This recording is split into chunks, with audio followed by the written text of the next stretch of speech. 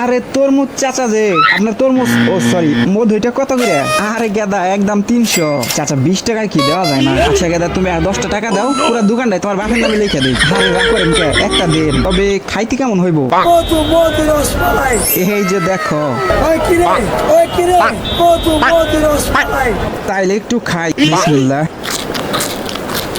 এ কি চাচা, এটা কেমন তরমুজ? এটাই তো কোনো বীজই নাই। গেদা এটা তো মহিলা তরমুজ, তাই এটার মধ্যে কোনো বীজই নাই, বুঝে না। ওয়াও চাচা, আমি আপনার বিগ ফ্যান, প্লিজ একটু সেলফি দেন।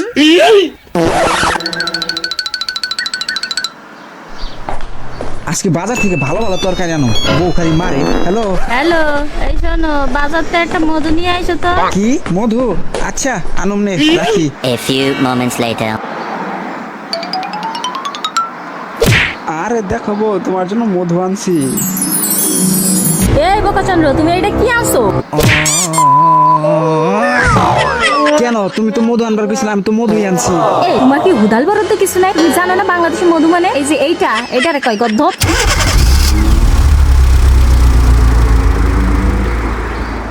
তো মিস্টার ফখরুদ্দিন, আপনার এই যে চাকরিটা দিব, আপনি কি রাশিয়ান ভাষা পারেন?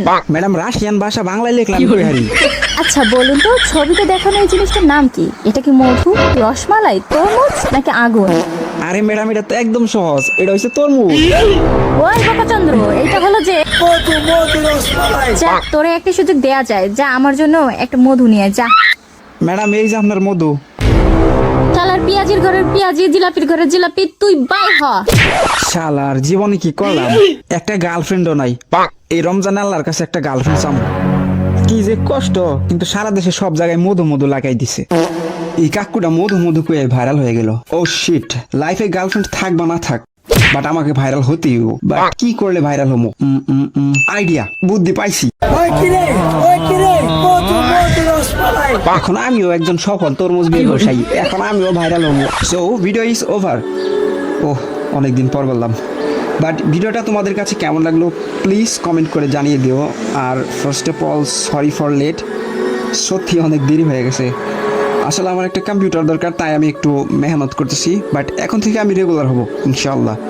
সো দেখা হচ্ছে নেক্সট ভিডিওতে। ততক্ষণের জন্য ভালো থেকো, সুস্থ থাকো। আসসালামু আলাইকুম।